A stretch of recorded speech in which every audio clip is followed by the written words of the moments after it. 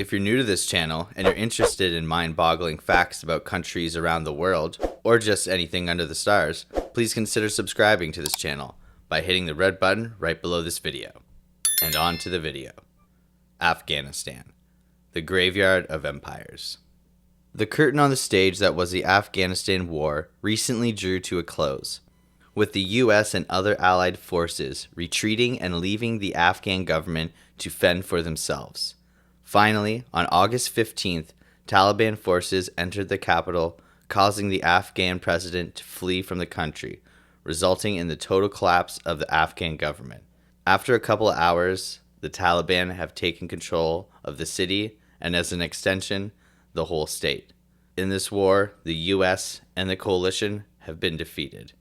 But this is not the first time Afghanistan has stood the test of time. Countless of times, this land has been a battleground for wars and invasions, but it stood its ground against empires and great men.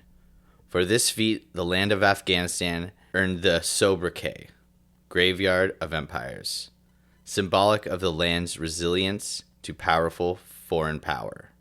Let us explain the long history and reason for Afghanistan's moniker. There are many reasons why the land is resilient and hard to conquer or manage, if you actually do conquer it. But there are three main reasons. The most obvious one is its terrain and overall geographical features. About 75% of Afghanistan's terrain is mountainous, and almost 50% of the country has an average elevation of 6,650 feet. Afghanistan's mountains include some extensions of the Himalayas. These rugged locations make moving a large number of people, such as armies, very slow and difficult. If you compound the first reason to the second reason, which is its accumulated people, Afghanistan might be a much harder place to deal with. There are many tribes that reside in this vast land, many of whom are very hostile to each other and especially to outsiders. These are people who invaded and settled throughout the centuries, each with a different culture. The third reason blends both the first two reasons to create a much more chaotic place. Since the tribes are very different and the people are very used to people trying to invade their land, much of the land is lawless and full of conflicts. This has led each tribe or village to be built like a qalat, or like a fortress. These structures help them protect themselves and make the invasion much more difficult. These three reasons amalgamate into the grave of conquerors and the unstable land that is Afghanistan. There have been major powers who did manage to subdue the treacherous region, but it was only for a very short period of time. They could not hold on to the governance because of the instability and infighting between its inhabitants. There was actually one historical empire that managed to control Afghanistan, and it was the Mughals. But they did not actually have much power over its inhabitants. Their rule was very light-handed and loose. The Mughals just paid off various tribes or granted them autonomy. The idea of centralized government in Afghanistan seems to fail in every attempt made. In Afghanistan, it is often easier to do business with a local ruler with popular support than to support a leader backed by foreign powers. There were actually various tribe-founded empires within the Afghanistan region before breaking up into mini-settlements. These included the Greco-Bactrians, the Indo-Parthians, the Saka Scythians, the Great Buddha Building Kushians, the Kidartis, and the Hephthalites, White Huns. These were established when the region had claimed many victories against invaders and had already earned its reputation. Many of the invaders assimilated into the tribal structure, adapting their language. Two early examples of Afghanistan's resiliency are how the region was Islamicized and how the Mughals dealt with them. When the Arabs arrived in the region at the dawn of the 8th century, it was a patchwork of small but tough principalities.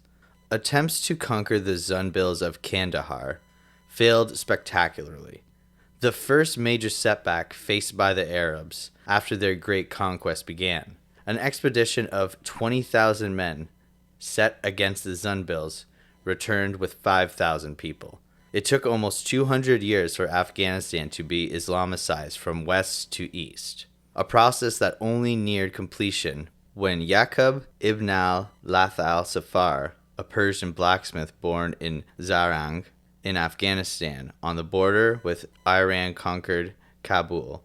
Even then, the Hindu Shahi dynasty held out for another 100 years in the easternmost parts of today's Afghanistan until it was conquered by Muhammad of Ghazni around the turn of the millennium.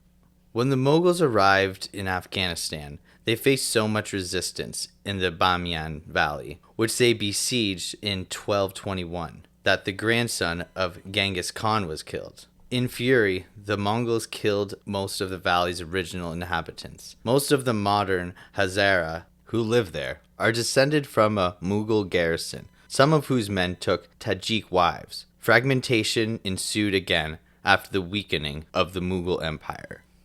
The only way to deal with Afghanistan is to deal with its litany of local powers.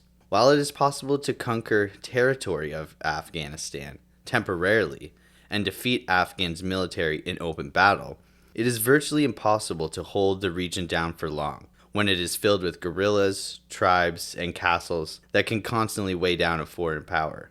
The people of Afghanistan have nowhere to go and can fight their whole lives, a luxury that outsiders do not have. Wars and conflict are a common aspect in an Afghani's life. This is sadly true for each generation.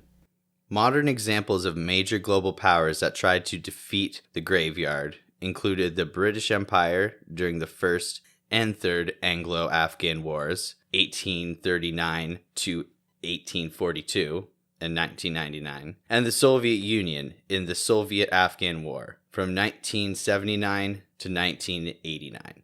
Great nations may have defeated them for a time, but they could not tame the people. The hardened and battle-worn culture, land, and people amalgamates into the moniker of the graveyard of empires.